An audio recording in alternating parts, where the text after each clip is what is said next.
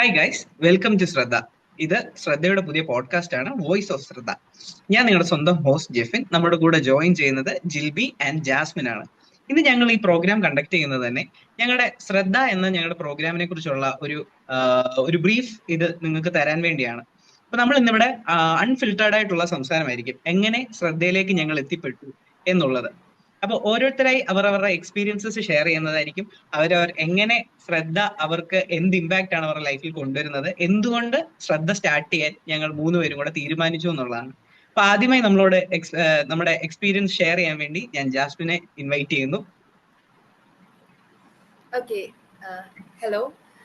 ശ്രദ്ധ എന്ന ഒരു ഇനീഷ്യേറ്റീവ് ഒരിക്കലും ഒരു ലേണിംഗ് പ്ലാറ്റ്ഫോം മാത്രമായി ഒതുങ്ങിക്കൂടേണ്ട ഒന്നായിട്ട് ഞാൻ കണക്കാക്കുന്നില്ല. സോ ഇതിലേക്ക് വരാനുള്ള ഏറ്റവും മെയിൻ കാരണം എന്ന് പറഞ്ഞു കഴിഞ്ഞാൽ കുട്ടികളെ ഇൻഡിവിജ്വൽ ആയിട്ട് കാണുക എന്നുള്ളൊരു കോൺസെപ്റ്റ് ആണ്. കുട്ടികൾ അല്ലെങ്കിൽ വെറും അഡോളസന്റ് ഏജിലുള്ള കുട്ടികൾ അല്ലെങ്കിൽ അങ്ങനെ തരംതിരിക്കാതെ തന്നെ ഇൻഡിവിജ്വൽസ്, ഈ ലോകത്തുള്ള ഓരോ ഇൻഡിവിജ്വൽസ് ആയിട്ട് കാണുക എന്നുള്ളതാണ് അതിലെ ഒരു മെയിൻ കാഴ്ചപ്പാടായിട്ട് മാറുന്നത്. കുട്ടികൾക്കും ഓരോ ടാലന്റുകളും അതോടൊപ്പം തന്നെ അവരുടെ പരിമിതികളും ഉണ്ട്. ഒരു ക്ലാസ് റൂമിൽ ഒരുമിച്ചിരിക്കുന്ന സമയത്ത് അവർക്ക് അവരുടെ കഴിവുകളെ മൊത്തത്തിൽ പുറത്തെടുക്കാനായിട്ട് കഴിയുകയില്ല. എന്നാൽ അവർ അവരുടെ പരിമിതിക്കുള്ളിൽ ഒതുങ്ങിക്കൂടുകയും ചെയ്യും. അപ്പൊ അങ്ങനെയുള്ള കാഴ്ചപ്പാടുകൾ അല്ലെങ്കിൽ അതൊക്കെ എല്ലാവരും ഒരുമിച്ച് കാണുമ്പോൾ അവരിലുണ്ടാവുന്ന മാനസികമായ കുറെ പ്രശ്നങ്ങളുണ്ട്. അപ്പോ അതെല്ലാം ഒരുപക്ഷെ നേരിട്ട് കണ്ടിട്ടുണ്ട് എന്ന ഒരു സ്ഥിതിക്കായിരിക്കണം കൂടുതൽ ഒരു കുട്ടിയെ ശ്രദ്ധിക്കുക, അല്ലെങ്കിൽ അവരുടെ കഴിവിനെ എൻകറേജ് ചെയ്ത് മുന്നോട്ട് കൊണ്ടുവരിക, അല്ലെങ്കിൽ അവരുടെ പരിമിതിക്കുള്ളിൽ നിന്നുകൊണ്ട് തന്നെ അവരെ വളർത്തിയെടുക്കുക എന്നൊരു കോൺസെപ്റ്റ് ആണ് എന്നെ ശ്രദ്ധയിലേക്ക് നയിച്ചത്. Thank you Jefin. അടുത്തതായി നമ്മൾ ജിൽബിയെ ഇൻവൈറ്റ് ചെയ്യുകയാണ്. ജിൽബിയുടെ എക്സ്പീരിയൻസ് എന്തുകൊണ്ട് ജിൽബി ശ്രദ്ധയിൽ എന്നുള്ളത് പറയാൻ വേണ്ടി. Hi all. ഇത് തുടങ്ങിയ സമയത്ത് ഞാൻ ശരിക്കും ഇതിന്റെ ഒരു പാർട്ട് അല്ലായിരുന്നു. ഇത് ഒരു വർഷം മുമ്പേ നമ്മൾ സ്റ്റാർട്ട് ചെയ്തതായിരുന്നു. ശ്രദ്ധ എന്നല്ലായിരുന്നു ആ സമയത്ത് അതിന്റെ പേര്. ദിസ് ആൻഡ് ദാറ്റ് ട്യൂഷൻസ് എന്നായിരുന്നു അതിന്റെ പേര്. ഒരു വർഷത്തിന് ശേഷമാണ് എനിക്ക് ഇതിലേക്കൊരു ഇൻവിറ്റേഷൻ വരുന്നതും ഞാനത് സ്വീകരിച്ച് അങ്ങനെ ഇതിന്റെ ഒരു പാർട്ടാവുന്നത്. അപ്പോ ഇതിനകത്ത് ജോയിൻ ചെയ്തതിന് ശേഷം ഉണ്ടായ മാറ്റങ്ങൾ എന്ന് പറയുകയാണെങ്കിൽ, ഇപ്പോ നമ്മൾ ഇങ്ങനെ ഒരു കാര്യം, ഇങ്ങനെ ഒരു ഇനീഷ്യേറ്റീവ് സ്റ്റാർട്ട് ചെയ്തപ്പോൾ തന്നെ നമ്മൾ മനസ്സിലാക്കിയ ഒരു കാര്യം എന്ന് പറയുന്നത്, നമുക്ക് ടീച്ചേഴ്സിന്റെ എൻക്വയറിയെക്കാട്ടി കൂടുതൽ നമുക്ക് വന്നത് നമുക്ക് കുട്ടികളുടെ എൻക്വയറിയെക്കാട്ടി കൂടുതൽ നമുക്ക് വന്നത് ടീച്ചേഴ്സിന്റെ എൻക്വയറിയാണ്. വേക്കൻസി ഉണ്ടോ എന്നുള്ള ചോദ്യങ്ങളാണ് നമ്മൾ ഏറ്റവും കൂടുതൽ കേട്ടത്. അപ്പോ നമുക്കിപ്പോ എന്താണ് നമ്മുടെ പ്രസന്റ് സിറ്റുവേഷൻ എന്താണെന്ന് അതിലൂടെ തന്നെ നമുക്ക് മനസ്സിലാക്കാൻ പറ്റും. ഇത് ജസ്റ്റ് കുട്ടികൾക്ക് നമുക്ക് കിട്ടുന്ന ഫീഡ്ബാക്ക്, ഇപ്പൊ നമ്മൾ ക്ലാസ്സസ് സ്റ്റാർട്ട് ചെയ്തിട്ട് ഒരു 2 വീക്സ് ആയി. കുട്ടികളിൽ നിന്ന് കിട്ടുന്ന ഫീഡ്ബാക്കിൽ നിന്ന് തന്നെ, പേരൻസിൽ നിന്ന് കിട്ടുന്ന ഫീഡ്ബാക്കിൽ നിന്ന് നമുക്ക് മനസ്സിലാവുന്നുണ്ട് അവർ ആഗ്രഹിച്ചിരുന്ന ഒരു കാര്യമാണ് നമ്മൾ അവർക്ക് പ്രൊവൈഡ് ചെയ്തത്. കാരണം ഇപ്പൊ നമ്മളൊരു ക്ലാസ് റൂമിലാണെന്നുണ്ടെങ്കിലും മറ്റൊരു ട്യൂഷനിലാണെങ്കിലും നമ്മളൊരു ഗ്രൂപ്പ് ഓഫ് സ്റ്റുഡൻസിന്റെ ഇടയിലോട്ടാണ് പോകുന്നത്. അപ്പൊ എല്ലാവർക്കും ഇപ്പൊ ഞാനും ഒരു ടീച്ചറാണ്. ഞാനും ക്ലാസ്സിൽ കുട്ടികളെ പഠിപ്പിക്കുമ്പോൾ നമുക്ക് എല്ലാരെയും ഒരുപോലെ അന്നേരം ടേക്ക് കെയർ ചെയ്യാനായിട്ട് പറ്റില്ല. നമുക്ക് വേണ്ട കാര്യങ്ങൾ ഈ കുട്ടിയെ നമുക്ക് അപ്പോൾ തന്നെ മനസ്സിലാകും, ഈ കുട്ടിക്ക് കുറച്ചും കൂടെ നമ്മൾ ഒരു കോൺസെൻട്രേഷൻ കൊടുത്താൽ, നമുക്ക് കുറച്ചും കൂടി ഇൻപുട്ട് കൊടുത്താൽ ആ കുട്ടിയിൽ നിന്ന് വരുന്ന ഔട്ട്പുട്ടും അപ്പൊ കൂടുന്നു. പക്ഷെ നമുക്ക് അവിടുത്തെ പരിമിതികൾ കാരണം, നമുക്ക് അവിടുത്തെ ടൈം ബൗണ്ട് ആണ്, നമുക്ക് ഒരിക്കലും അത് ചെയ്യാൻ പറ്റില്ല. ഈ ഒരു കാര്യം ഇങ്ങനെ നമ്മുടെ മനസ്സിൽ തന്നെ രജിസ്റ്റർ ആയിട്ടുള്ള ഒരു കാര്യമാണ്. അത് തന്നെയാണ് നമുക്ക് ഈ ഇനീഷ്യേറ്റീവ് വളരെ നല്ല രീതിയിൽ മുന്നോട്ട് കൊണ്ടുപോകാനായിട്ട് നമുക്ക് കിട്ടുന്ന മോട്ടിവേഷനും ഇത് തന്നെയാണ്. ഇപ്പൊ നമുക്ക് കിട്ടിയ ഫീഡ്ബാക്കിൽ നിന്ന് മനസ്സിലാവുന്നുണ്ട്, ഈ കുട്ടികള് ഒരു ടീച്ചർ അവർക്ക് വേണ്ടിയായിട്ട് എല്ലാ കാര്യങ്ങളും ഡൗട്ടുകളും പറഞ്ഞു തരുമ്പോൾ അവർക്ക് ആ ഒരു സ്റ്റേജിൽ ആ ഒരു ബാരിയർ കടന്ന് മുന്നോട്ട് പോകാനായിട്ട് സാധിക്കുന്നുണ്ട്. മറ്റ് ഇടങ്ങളിൽ സംഭവിക്കുന്ന എന്താണെന്ന് ചോദിച്ചു കഴിഞ്ഞാൽ, ഗ്രൂപ്പ് ഓഫ് സ്റ്റുഡൻസിന്റെ ഇടയ്ക്ക് ഇരിക്കുന്നു, അവരുടെ ഡൗട്ട് അപ്പോൾ തന്നെ ക്ലിയർ ചെയ്യുന്നില്ല, അവർ ആ ഡൗട്ട് ക്ലിയർ ചെയ്യാതെ മുന്നോട്ട് പോകുന്ന ഡൗട്ടുകൾ ക്ലിയർ ചെയ്യാതെ മുന്നോട്ട് പോകുന്നത് കൊണ്ട് തന്നെ നമുക്ക് പിന്നെ എന്ത് കാര്യം അതിനെ റിലേറ്റ് ചെയ്ത് എന്ത് കാര്യം കേട്ട് കഴിഞ്ഞാലും നമുക്കത് മനസ്സിലാവത്തില്ല. ഇപ്പൊ നമ്മുടെ ക്ലാസ് റൂമിൽ പഠിപ്പിക്കുന്നതാണെങ്കിൽ ഒരു കുട്ടിയെ ഒറ്റയ്ക്ക് ഇരുത്തി പഠിപ്പിക്കുന്നത് നമുക്ക് അതിന്റെ ഡിഫറൻസ് പഠിപ്പിക്കുന്ന ടീച്ചർ എന്ന രീതിയിൽ നമുക്ക് മനസ്സിലാക്കാൻ സാധിക്കുന്നുണ്ട്. അതുപോലെ തന്നെ കുട്ടികളിൽ നിന്ന് കിട്ടുന്ന ഫീഡ്ബാക്കും അതാണ്. ഇൻഡിവിജ്വൽ ആയിട്ട് ഒരു അറ്റൻഷൻ കിട്ടുമ്പോൾ, ഒരു പേഴ്സണൽ കെയർ കിട്ടുമ്പോൾ അവർക്ക് അവിടെ ഒരു ഷൈ ആയിട്ട് ടീച്ചറിനോട് ചോദിക്കാവോ അങ്ങനെയൊന്നുമില്ല. അവർ മാത്രമേ ഉള്ളൂ അവിടെ ഉള്ളത് കൊണ്ട് അവർക്ക് ഡയറക്റ്റ് ആയിട്ട് ആ ടീച്ചറിനോട് ചോദിക്കാൻ ഞാൻ എന്ത് ചോദിച്ചാലും എന്ത് ഡൗട്ട് ചോദിച്ചാലും ആ ടീച്ചർ മാത്രമേ കേൾക്കുള്ളൂ. ടീച്ചർ അത് എനിക്ക് പറഞ്ഞു തരുന്നുണ്ട്. ഒരു ഗ്രൂപ്പ് ഓഫ് സ്റ്റുഡൻസിന്റെ ഇടയ്ക്ക് ഇരിക്കുമ്പം അയ്യോ അവരിനി എന്നെ കളിയാക്കിയാലോ ഇല്ലെങ്കിൽ ഈ കാര്യം പോലും എനിക്ക് അറിയില്ലേ, അങ്ങനെയുള്ള ഷൈനസ്, അങ്ങനെയുള്ള ഫിയർ, അങ്ങനെയുള്ള കാര്യങ്ങളൊന്നും കുട്ടികൾക്ക് ഉണ്ടാവാതെ എനിക്ക് എന്ത് വേണോ അത് ചോദിച്ച് വാങ്ങിക്കാനായിട്ട് കുട്ടികൾക്ക് പറയും. ഇതൊരിക്കലും നമ്മൾ പറയുന്ന ഫീഡ്ബാക്ക് അല്ല, നമുക്ക് കിട്ടിയ ഫീഡ്ബാക്ക് ആണ്. അതാണ് ഏറ്റവും കൂടുതൽ സന്തോഷം. മുന്നോട്ട് പോകാനുള്ള ഒരു മോട്ടിവേഷനും ഇപ്പൊ അത് തന്നെയാണ്. Thank you. Thank you Jilby. ഇപ്പോൾ എന്നെ സംബന്ധിച്ച് നോക്കിക്കഴിഞ്ഞാൽ ശ്രദ്ധ എന്ന് പറയുന്നത് തികച്ചും പേഴ്സണലായി ഉള്ള ഒരു കാര്യമാണ്. ഒന്ന്, പണ്ട് മുതലേ എന്തെങ്കിലും ഒരു കാര്യം സ്വന്തമായി ചെയ്യണം, സ്വന്തമായി ഒരു പ്രോഡക്റ്റ് ഉണ്ടാക്കണം എന്നൊരു ആഗ്രഹം എനിക്ക് വളരെയധികം ഉണ്ടായിരുന്നു. അങ്ങനെയാണ് കഴിഞ്ഞ വർഷം ഞാനും ജാസ്മിനും കൂടെ ആദ്യം ദിസ് ആൻഡ് ദാറ്റ് എന്ന് പറഞ്ഞ ട്യൂഷൻ ഞങ്ങൾ ലോഞ്ച് ചെയ്യുകയുണ്ടായി. പിന്നെ അത് ഇങ്ങനെ ഒരു വർഷത്തോളം മൂവ് ചെയ്തു. ഞങ്ങൾ ഞങ്ങളുടേതായ വർക്കുകൾ അതിന്റെ കൂടെ ഉണ്ടായിരുന്നു. ഈ വട്ടമായപ്പോൾ കുറച്ചുകൂടെ ഇലാബറേറ്റ് ചെയ്തു നമ്മളൊരു ലേണിംഗ് പ്ലാറ്റ്ഫോം ആയിട്ട്, ഒരു എഡ്യൂക്കേഷണൽ പ്ലാറ്റ്ഫോം ആയിട്ട് ചെയ്യാമെന്ന് ഓർത്തു. അങ്ങനെയാണ് ഞങ്ങൾ ജിൽബിയെ അപ്രോച്ച് ചെയ്യുന്നത്. അങ്ങനെ ജിൽബി ഞങ്ങളുടെ കൂടെ ജോയിൻ ചെയ്തു. പിന്നെ ഞങ്ങൾ അതൊരു എഡ്യൂക്കേഷൻ സ്റ്റാർട്ടപ്പ് ആയിട്ട് തന്നെ തുടങ്ങി. അതിന്റെ ഒരു ഭാഗം മാത്രമാണ് നമ്മുടെ ഇപ്പം ഈ ഓൺലൈൻ ട്യൂഷൻ എന്ന് പറയുന്നത്. അത് കുറച്ചുകൂടി കഴിയുന്നതിനനുസരിച്ച് വേറെ വേറെ ബ്രാഞ്ചസ് ഇതിലേക്ക് ആഡ് ചെയ്യണമെന്ന് ഞങ്ങൾക്ക് ആഗ്രഹമുണ്ട്. പിന്നെ എന്തുകൊണ്ട് ശ്രദ്ധ എന്ന് ചോദിച്ചു കഴിഞ്ഞാൽ, ഞാൻ സ്കൂളിൽ പഠിക്കുന്ന സമയത്ത് ഞാൻ അത്യാവശ്യം ഒരു സ്ലോ ആയിട്ട് പഠിക്കുന്ന ഒരാളായിരുന്നു. എനിക്ക് ചില എഡ്യൂക്കേഷണൽ ഡിഫിക്കൽട്ടീസും ഉണ്ടായിരുന്നു. ആ സമയങ്ങളിൽ ഞാൻ ആഗ്രഹിച്ചിട്ടുണ്ട് ടീച്ചേഴ്സ് എനിക്ക് എൻ്റെ ഒരു ഇതിന് പറഞ്ഞു തന്നായിരുന്നെങ്കിൽ. ബട്ട് അന്നത്തെ കാലത്ത് എല്ലാവരും മടിയനാണ് എന്നുള്ള ഒരു രീതിയിൽ മുദ്ര കുത്തി ഞാൻ തന്നെ അങ്ങനെ വിശ്വസിച്ചിരുന്നു. പക്ഷെ പണ്ട് മുതലേ എനിക്ക് നമ്മളെ ചലഞ്ച് ചെയ്യുന്ന കാര്യങ്ങൾ ഫേസ് ചെയ്യാൻ പണ്ടേ ഭയങ്കര ഇഷ്ടമായിരുന്നു. അങ്ങനെയാണ് ഞാൻ ടീച്ചിങ് എന്നൊരു പ്രൊഫഷൻ തിരഞ്ഞെടുത്തതും ഞാൻ ആഗ്രഹിച്ച രീതിയിൽ കുട്ടികൾക്ക് പറഞ്ഞു കൊടുക്കാൻ ഞാൻ മുഖാന്തരം സാധിക്കണമെന്നുള്ള രീതിയിൽ എനിക്കൊരു ആഗ്രഹം ഉണ്ടായത്. അങ്ങനെയാണ് ഞാൻ ടീച്ചിങ് തന്നെ സെലക്ട് ചെയ്തത്.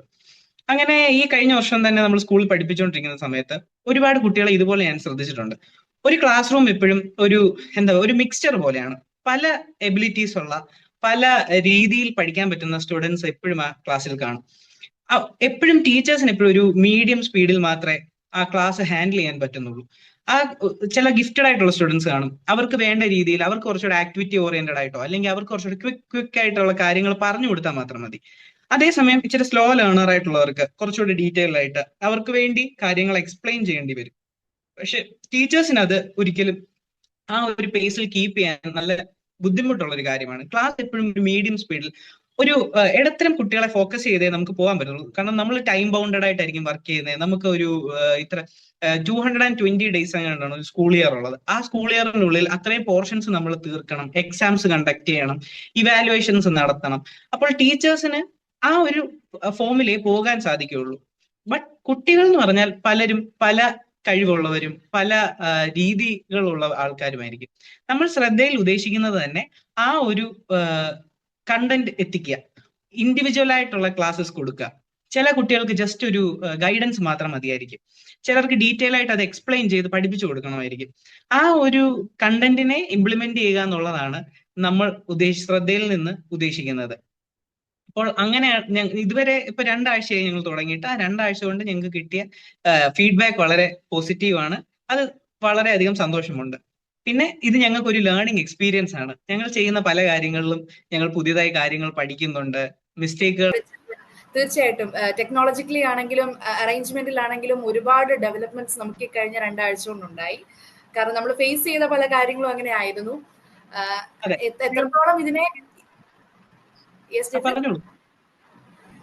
എത്രത്തോളം ഇതിനെ വിജയകരമാക്കാൻ പറ്റുമെന്ന് നമ്മൾ എല്ലാ സൈഡിലൂടെയും വളരെ ആത്മാർത്ഥമായിട്ട് പ്രയത്നിക്കുന്നവരാണ്.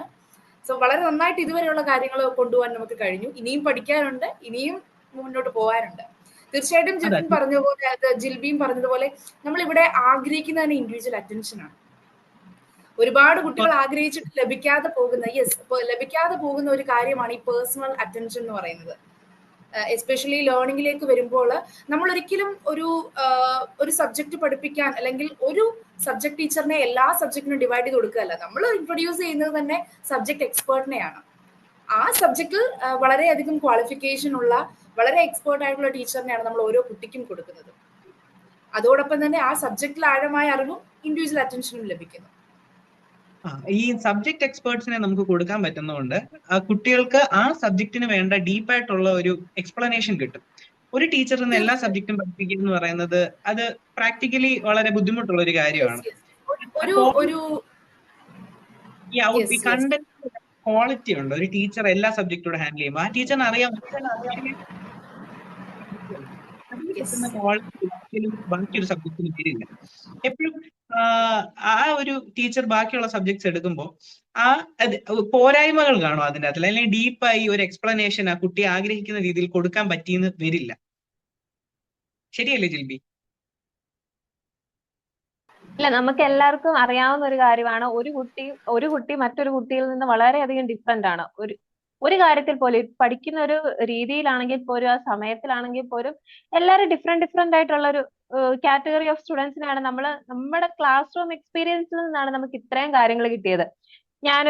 നമ്മളിപ്പോ ഇത്രയും കാര്യങ്ങൾ എല്ലാ കുട്ടികളെ ഒരുപോലെ നോക്കണമെന്ന് വിചാരിച്ചാലും ഒരു കാര്യം എല്ലാവർക്കും മനസ്സിലായിട്ടേ നമ്മൾ നെക്സ്റ്റ് ടോപ്പിക്കിലായിട്ട് പോകത്തുള്ളൂ എന്ന് വിചാരിച്ചാലും അതൊരിക്കലും ക്ലാസ് റൂമിൽ നടക്കാനേ പോകുന്ന ഒരു കാര്യമല്ല. എന്തായാലും അവിടെ ഒരു ഡ്രോബാക്ക് എന്തായാലും ഉണ്ട്. അത് നമ്മുടെ ഒരു ടീച്ചറിന്റെ, ഒരു ക്ലാസ് റൂം ഹാൻഡിൽ ചെയ്യുന്ന ഒരു ടീച്ചറിന്റെ കുറ്റമല്ല ശരിക്കും. കാരണം ഈ ടൈം ബൗണ്ടഡ് ആയിട്ടുള്ള ഈ കാര്യത്തിൽ ഇത്രയും കുട്ടികളെ ഹാൻഡിൽ ചെയ്യാന്ന് പറയുന്നത്, ഇത്രയും ഒരു ഹെട്രോജീനിയസ് ഗ്രൂപ്പിനെ ഹാൻഡിൽ ചെയ്യാന്ന് പറയുന്നത് വളരെ ഡിഫിക്കൽട്ട് ആയിട്ടുള്ള ഒരു കാര്യമാണ്. അപ്പോൾ ആ ഒരു ഇതിൽ നിന്നാണ്, ആ ഒരു തോട്ട് പ്രോസസ്സിൽ നിന്നാണ് നമുക്ക് ഇങ്ങനെ ഒരു കാര്യം കിട്ടിയത്. ഒരാൾക്ക് ഒരു ടീച്ചർ എന്നുള്ള രീതിയിൽ നമുക്ക് പ്രൊവൈഡ് ചെയ്യാൻ പറ്റിക്കഴിഞ്ഞാൽ അത് ഏറ്റവും വലിയ കാര്യം. അതുപോലെ തന്നെ നമ്മളിപ്പം പല ടൈപ്പ് ഓഫ് രീതികളിൽ പഠിക്കുന്നവരുണ്ടാവും, പല ടൈമിൽ പഠിക്കുന്നവരുണ്ടാവും. ഇവരെ ഒക്കെ സംബന്ധിച്ച് നോക്കുമ്പോഴും ആ ആൾക്ക് മുന്നോട്ട് പോകാനുള്ള ആ ഒരു തടസ്സങ്ങൾ മാറ്റി കൊടുക്കുക എന്ന് പറയുന്ന ഒരു വലിയ കാര്യം. ചിലപ്പോൾ അത് മാറ്റിക്കഴിഞ്ഞാൽ ആ കുട്ടി ആ വേൾഡിലെ നല്ലൊരാളാകും. ചിലപ്പോൾ എല്ലാവർക്കും പഠിക്കാനുള്ള കാര്യങ്ങൾ പോലും കഴിവുകൾ പോലും ആയിരിക്കത്തില്ല ഉണ്ടാവുന്നത്. ഇങ്ങനെയുള്ള ലേണിംഗ് പ്ലാറ്റ്ഫോമുകളിൽ നിന്നായിരിക്കും ഈ കുട്ടിക്ക് മറ്റൊരു രീതിയിൽ ഇന്ന ടൈപ്പ് ഓഫ് ഒരു എക്സ്പീരിയൻസ് ഉണ്ട്, ഇങ്ങനെ ഒരു ടാലന്റ് ഉണ്ട് എന്ന് ആ ടീച്ചർ മനസ്സിലാക്കുന്നത്. ചിലപ്പോൾ ആ സബ്ജക്റ്റിലായിരിക്കില്ല, പഠിക്കുന്ന ഒരു കാര്യത്തിലും ആയിരിക്കത്തില്ല, നമ്മൾ കണ്ടുവരുന്ന നോർമൽ ഈ കരിയേഴ്സിലൊന്നും ആയിരിക്കില്ല, മറ്റെന്തെങ്കിലും ഒരു രീതിയിലായിരിക്കും ആ കുട്ടിക്ക് കഴിവുകൾ. ചിലപ്പോൾ ഇങ്ങനെ ഒരു ലേണിംഗ് പ്ലാറ്റ്ഫോമിൽ ഒരു പേഴ്സണൽ അറ്റൻഷൻ കിട്ടുമ്പോഴായിരിക്കും എനിക്കിത് സാധിക്കും, അല്ലെങ്കിൽ എന്റെ വേ ഇതാണ് എന്ന് കുട്ടിക്ക് ഒരു റിയലൈസേഷൻ ഉണ്ടാവുന്നത് പോലും ഇങ്ങനെ.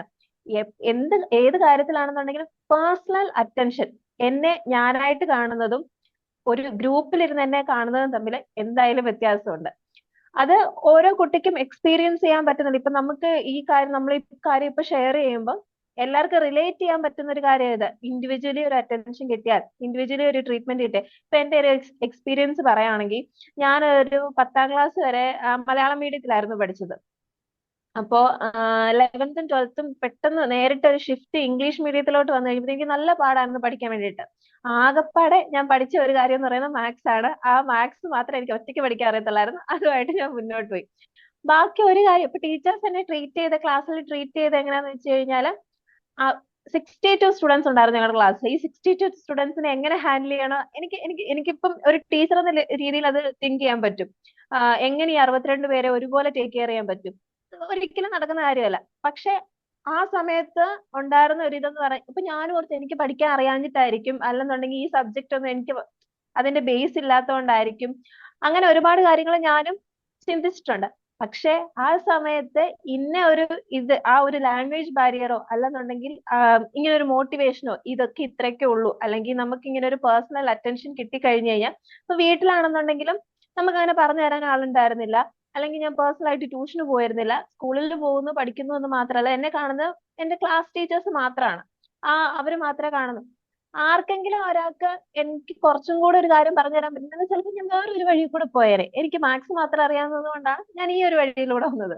അപ്പോ ഓരോരുത്തർക്കും റിലേറ്റ് ചെയ്യാൻ പറ്റുന്ന ഒരു കാര്യമാണ്. അതായത് പേഴ്സണൽ അറ്റൻഷൻ ഒരാളുടെ ലൈഫിൽ എത്രത്തോളം മാറ്റങ്ങളാണ് വരുന്നത്. ഇപ്പം മറ്റൊരു എക്സ്പീരിയൻസ് പറയുകയാണെന്നുണ്ടെങ്കിൽ, ഞാൻ പഠിപ്പിച്ചുകൊണ്ടിരുന്ന ഒരു കുട്ടിയില് കുറച്ച് സ്ലോ ആയിട്ടുള്ള ഒരു കുട്ടി ഉണ്ടായിരുന്നു. അപ്പൊ നമ്മൾ റിവിഷൻ ടൈമിൽ നമ്മൾ ക്ലാസ് ഒക്കെ ഇങ്ങനെ ഹാൻഡിൽ ചെയ്തുകൊണ്ടിരിക്കുന്ന സമയത്താണ് ആളെ മിക്ക എക്സാംസിലും ഒക്കെ പാസ് ആകാതിരിക്കുന്ന ഒരാളായിരുന്നു. അപ്പൊ നമ്മൾ ഇങ്ങനെ പഠിപ്പിച്ചുകൊണ്ടിരിക്കുന്ന സമയത്ത് ഓരോരുത്തരെയും ഇങ്ങനെ ഇൻഡിവിജ്വലി ഇങ്ങനെ ആളുകളുടെ കാര്യങ്ങൾ ചോദിച്ചുകൊണ്ടിരിക്കുമ്പോൾ നമുക്ക് മനസ്സിലാവുന്നത്, അവൾക്ക് മാത്സ് ഒരിക്കലും എല്ലാവർക്കും പറ്റുന്ന ഒരു കാര്യമല്ല. മാത്സ് എന്ന് പറയുന്നത് എല്ലാവർക്കും പറ്റുന്ന ഒരു ഇതായിരിക്കണമെന്നില്ല.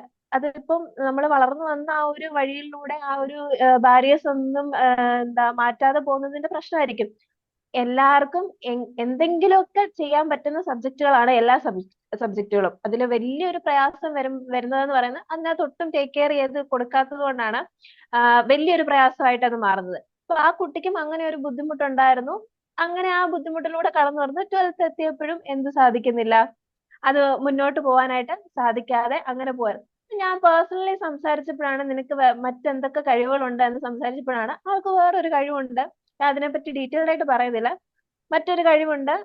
ആ കഴിവില് അവള് ഇപ്പൊ കുറച്ച് സ്റ്റക്ക് ആയിട്ട് നിൽക്കുകയാണ്. കാരണം അവൾക്ക് മുന്നോട്ട് പോകാൻ ഒരു ഇൻസ്പിറേഷൻ ഇല്ല. ഇത് നടന്നില്ല എന്നുണ്ടെങ്കിൽ, അല്ലെങ്കിൽ ഇത് എന്നെ കൊണ്ട് ചെയ്യാൻ പറ്റിയില്ല എന്നുണ്ടെങ്കിൽ എന്താകും, എങ്ങനെയാകും, ഒന്നും കൊച്ചിന് അറിയത്തില്ല. അപ്പൊ ഞാൻ പറഞ്ഞു കൊടുത്തൊരു കാര്യമുണ്ട്, മുന്നോട്ട് പോയിട്ട് നടന്നില്ലെങ്കിൽ നടന്നില്ല, അല്ലെന്നുണ്ടെങ്കിൽ നമുക്ക് ബാക്കി അത് കഴിഞ്ഞിട്ട് നോക്കാന്ന് പറഞ്ഞാലേ. പക്ഷെ അത് അവള് കേട്ടു, അത് അവള് ട്രൈ ചെയ്തു, അവൾക്ക് മുന്നോട്ടുള്ള ഒരു സ്റ്റെപ്പ് ഇപ്പൊ അവള് കേറിയിട്ടുണ്ട്. ഒരു ടീച്ചർ എന്ന നിലയിൽ എനിക്ക് വളരെ അഭിമാനം തോന്നിയ ഒരു നിമിഷമാണ്. പഠിപ്പിക്കുന്നതിൽ മാത്രമല്ല, ഒരു ഇൻഡിവിജ്വൽ നമ്മൾ ഒരാൾക്ക് കെയർ ചെയ്യുമ്പോൾ ആളുടെ ലൈഫ് തന്നെ മാറിപ്പോകും. നമ്മൾ ഇതിലൂടെ ഉദ്ദേശിക്കുന്നതും അത് തന്നെയാണ്.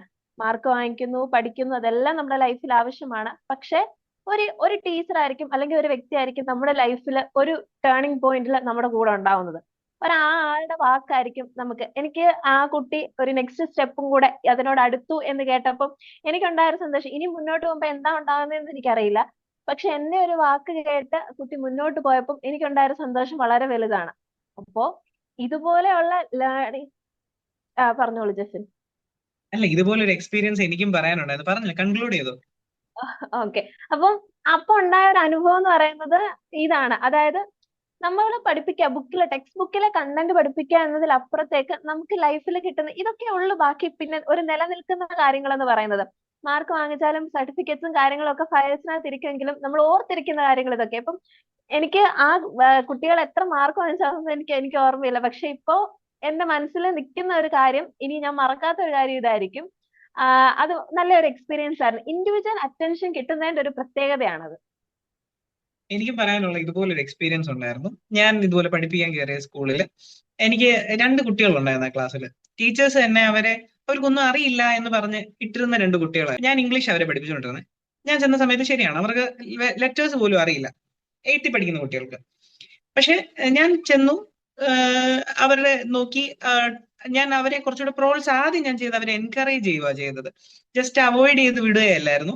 മേ ബി അത് എന്റെ പ്രായത്തിന്റെ ഉണ്ടാവാം. അതായത് ഞാൻ കുറച്ചുകൂടെ യങ് ആയിട്ടുള്ള ഒരു ടീച്ചർ ആയതുകൊണ്ട് ഞാൻ കുറച്ചുകൂടെ അതിനുവേണ്ടി മെനക്കെട്ടത് കൊണ്ടാവാം. പക്ഷെ ആ കുട്ടികൾ, ഞാൻ അവിടുന്ന് ഇറങ്ങിയപ്പോഴത്തേക്ക് ഒരു ലെറ്റർ അറിയാത്ത കുട്ടികൾ അത്യാവശ്യം വേർഡ്സ് വായിക്കാൻ തുടങ്ങിയിരുന്നു. അതെനിക്ക് ജീവിതത്തിൽ കിട്ടിയ ഭയങ്കര വലിയൊരു ട്രഷറായിട്ട് ഞാൻ കൂട്ടുന്ന ഒരു കാര്യമാണ്. അത്രയും ആ കുട്ടികളിൽ ഒരു മാറ്റം കൊണ്ടുവരാൻ സാധിച്ചത്. ഒരുപക്ഷെ കുറച്ചുകൂടെ കാലം ആ കുട്ടികൾ എന്തെങ്കിലും ഉണ്ടായിരുന്നെങ്കിൽ എനിക്ക് അവരെ കുറച്ചുകൂടെ ബെറ്റർ ആക്കാമെന്ന് എനിക്ക് തോന്നിയായിരുന്നു. കാരണം അവർ ശ്രദ്ധിക്കുന്നുണ്ട്, അവർക്ക് ആഗ്രഹമുണ്ട്. ആ ഒരു ഇൻഡിവിജ്വൽ അറ്റൻഷൻ എന്ന് പറയുന്ന ഒരു കാര്യത്തിലൂടെ നേടിയെടുത്തത് കാര്യം. അവരെ എൻകറേജ് ചെയ്യുക, അവർക്ക് ഒരു ഒരു ഒരു എന്താ പറയുക, ഒരു സപ്പോർട്ട് സിസ്റ്റമായി ഒരാളുണ്ട്, അവരെ ചെയ്യുന്ന കാര്യത്തിൽ അവരെ മുന്നോട്ട് കൊണ്ടുപോകാൻ ഒരാളുണ്ട് എന്ന് അവർക്കൊരു ഫീൽ ഉണ്ടാകുമ്പോൾ തന്നെ പാതി കുട്ടികൾക്കൊരു ധൈര്യമായിരിക്കും. യാസ്മിനെ എന്തെങ്കിലും അവർക്ക് കിട്ടുന്ന ഏറ്റവും പ്രീഷ്യസ് ആയിട്ടുള്ള ഒരു കാര്യമായിരിക്കും അത്. കാരണം എന്നെ കേൾക്കാൻ ഒരാളുണ്ട് എന്നൊരു കാര്യം വരിക, അത് വലിയൊരു കാര്യം. എന്നെ കേൾക്കാൻ ഒരാളുണ്ടാകുക എന്ന് പറയുന്നത് അത് വളരെ വലിയ കാര്യം. എല്ലാരും പഠിക്കില്ല, അവള് ഇത്രയൊക്കെ ഉള്ളൂ, അത് വലിയൊരു ഡിഫറൻസ് അവരുടെ ലൈഫിൽ ഉണ്ടാക്കുന്ന. എന്നെ ടീച്ചർ എന്നെ കേട്ടു, എന്റെ ഈ ഒരു കഴിവിൽ ആ ആളും കൂടെ ഉണ്ട് എന്റെ കൂടെ, അത് വലിയൊരു അപ്രീസിയേഷൻ ആണ്. നമ്മൾ കൊടുക്കുന്ന ഒരു ചെറിയൊരു വാക്കായിരിക്കും മുന്നോട്ടുള്ള ഒരു മോട്ടിവേഷൻ എന്ന് പറയുന്നത്. ഇത് തന്നെ ഇപ്പൊ നമ്മുടെ ഒരു എന്താ പറയുന്നത്, ഒരു എക്സ്പെരിമെന്റ് ലേണിംഗ് ആണ്. നമ്മൾ ആരും ബിസിനസ് ചെയ്ത് പരിചയമുള്ളവരല്ല, എങ്ങനെയാണ് ഒരു ബിസിനസ് ചെയ്യേണ്ടതെന്ന് അറിയില്ല. പക്ഷെ നമ്മളൊരു ആഗ്രഹത്തിൽ, ഒരു മാറ്റം കുട്ടികളിൽ കൊണ്ടുവരണം എന്നൊരു ആഗ്രഹത്തിൽ യുണൈറ്റഡ് ആയിട്ട് മുന്നോട്ട് പ്രവർത്തിക്കുന്ന ആൾക്കാരാണ്. ഇതിൽ നമ്മളിപ്പോ തന്നെ പഠിച്ചുകൊണ്ടിരിക്കുകയാണ് പുതിയ പുതിയ കാര്യങ്ങൾ, എങ്ങനെ ഇതിനെ നന്നാക്കാം, എങ്ങനെ ഇതിനെ ബെറ്റർ ആക്കാം, കുറച്ചുകൂടെ നന്നായിട്ട് എങ്ങനെ കുട്ടികൾക്ക് കൊടുക്കാം എന്നുള്ള കാര്യങ്ങൾ നമ്മൾ കുറെ കൂടി പഠിച്ചിട്ടുണ്ട്. എപ്പോഴും നമ്മൾ BEd പഠിക്കുമ്പോൾ ആദ്യം പഠിക്കുന്ന ഒരു കാര്യമാണ് ലേണിംഗ് എന്ന് പറയുന്നത്, വൂം ടു ടൂംബ് എന്നുള്ളൊരു കാര്യം. അതായത് ജനിച്ച് വീഴുന്ന നാൾ മുതൽ നമ്മൾ എന്നാണോ മരിക്കുന്നത് ആ നാൾ വരെ നമ്മൾ പഠിച്ചുകൊണ്ടേയിരിക്കുകയാണ്. അപ്പം ഈ ലേണിംഗ് എന്ന് പറയുന്ന പ്രോസസ്സ് ഒരു എന്താ പറയുന്ന ഒരു സർവൈവലിന് വേണ്ട ഒരു എസെൻഷ്യൽ ആയിട്ടുള്ള ഒരു കാര്യമാണ്. അതിനെ ടീച്ചേഴ്സിന് രണ്ട് രീതിയിൽ കൊണ്ടുപോകാം. കുട്ടികൾക്ക് ഇൻട്രസ്റ്റിംഗ് ആയിട്ട് ഒരു ഫൺ ആയിട്ടുള്ള രീതിയിലും കൊണ്ടുപോകാം, അല്ലെങ്കിൽ അതിനെ ഒരു എന്താ പറയുന്ന ഒരു നെഗറ്റീവ് എക്സ്പീരിയൻസ് ആയിട്ട് മാറ്റാനും പറ്റും. അത് ടീച്ചേഴ്സിന്റെ കയ്യിലാണ്. നമ്മൾ ശ്രദ്ധയിൽ ഉദ്ദേശിക്കുന്നത് തന്നെ കുട്ടികൾക്ക് കുറച്ചുകൂടെ ഫണ്ണായിട്ട് അവർക്ക് ലേണിംഗ് എന്ന് പറയുന്നത് ഒരു പ്ലഷറബിൾ ആക്ടിവിറ്റി ആക്കി മാറ്റാൻ വേണ്ടിയാണ്. അപ്പൊ നമുക്കിനി ഒരു 5 minutes കൂടെ മൊത്തത്തിലുള്ളൂ. ആർക്കെങ്കിലും ഷെയർ ചെയ്യാനുള്ള കാര്യങ്ങൾ 2 minutes കൂടെ ഉള്ളൂ. അപ്പൊ ആർക്കെങ്കിലും ഷെയർ ചെയ്യാൻ എന്തെങ്കിലും ഉണ്ടോ? യെസ് നമ്മുടെ ക്ലാസ് സ്റ്റാർട്ട് ചെയ്തൊരു 1 week കഴിഞ്ഞപ്പോഴേ നമ്മളൊരു മീറ്റിംഗ് എടുത്തിരുന്നു. അതിൽ ഞാൻ പറഞ്ഞ കാര്യം തന്നെയാണ് ഇപ്പൊ ഞാൻ പറയാൻ ഉദ്ദേശിക്കുന്നത്. നമ്മൾ കുട്ടികളായതുകൊണ്ട് ഇമോഷൻ ഇല്ല എന്ന് കരുതുന്ന കുറെ ആളുകളുണ്ട്. അവർ ഏതെങ്കിലും ഒരു റൂമിൽ ഒതുങ്ങിയിരുന്ന് പഠിക്കുക, മാർക്ക് നേടുക, അടുത്തത് പഠിക്കുക, മാർക്ക് നേടുക, പേപ്പറിൽ എഴുതുക, ആ മാർക്ക് കൂട്ടി എഴുതുക, ദാറ്റ്സ് ഇറ്റ്. കുട്ടികളെ പറ്റി ആലോചിക്കുമ്പോൾ ആരും ഒരു emotional side yes of course അത് ആരും ചിന്തിക്കാത്തൊരു കാര്യമാണ്. അപ്പൊ ഇവിടെ നമ്മൾ ശ്രദ്ധ ലേണിംഗ് സൊല്യൂഷൻസ് ഏറ്റവും കൂടുതൽ ഫോക്കസ് ചെയ്യുന്നത് ഒരു ഇൻഡിവിജ്വൽ ഗ്രോത്ത് ആണ്. അതായത് ചിന്തിക്കാൻ കുട്ടികളെ സഹായിക്കുക, ചിന്തിക്കാനുള്ള റീഇൻഫോഴ്സ്മെന്റ് അവർക്ക് കൊടുക്കുക എന്നുള്ളതാണ് നമ്മൾ മെയിൻ ആയിട്ട് ഫോക്കസ് ചെയ്യുന്നത്. അതിലൂടെ പല നേട്ടങ്ങൾ അവർക്ക് ഉണ്ടാവും. ജസ്റ്റ് എഴുതി മാർക്ക് മേടിക്കുക, ഓഫ് കോഴ്സ് അത് വേണ്ടതാണ്. ബട്ട് എന്നാലും തിങ്ക് ചെയ്യുന്ന ഒരു ജനറേഷൻ നമുക്ക് ആവശ്യമാണ്. അറ്റൻഷൻ സ്പാൻ ഒക്കെ കുറഞ്ഞു വരുന്ന ഈ ഒരു സാഹചര്യത്തിൽ അത് നമുക്ക് വേണം എന്നാണ് എസെൻഷ്യൽ ആയിട്ടുള്ള ഒരു കാര്യം. അപ്പൊ നമ്മുടെ ടൈം ഇവിടെ എൻഡ് ചെയ്യുകയാണ്. ഞങ്ങൾ ഇന്ന് ഫസ്റ്റ് ടൈമാണ് ഞങ്ങളുടെ ഈ പോഡ്കാസ്റ്റ് വരുന്നത്. അപ്പൊ അതിൻ്റെതായ ഫോൾട്ടുകളുണ്ട്. പക്ഷെ ഞങ്ങൾ കണ്ട എല്ലാവർക്കും ഞങ്ങൾ താങ്ക് യു പറയുന്നു. നമ്മളോട് ജോയിൻ അങ്ങനെ താങ്ക് യു പറയേണ്ട ആവശ്യമില്ല. ഞങ്ങളുടെ 3 പേരുടെയും കൂടെ ഒരു ഇനിഷ്യേറ്റീവ് ആണിത്. അപ്പോൾ എല്ലാവർക്കും താങ്ക് യു പറഞ്ഞ് നിർത്തുന്നു. Thank you.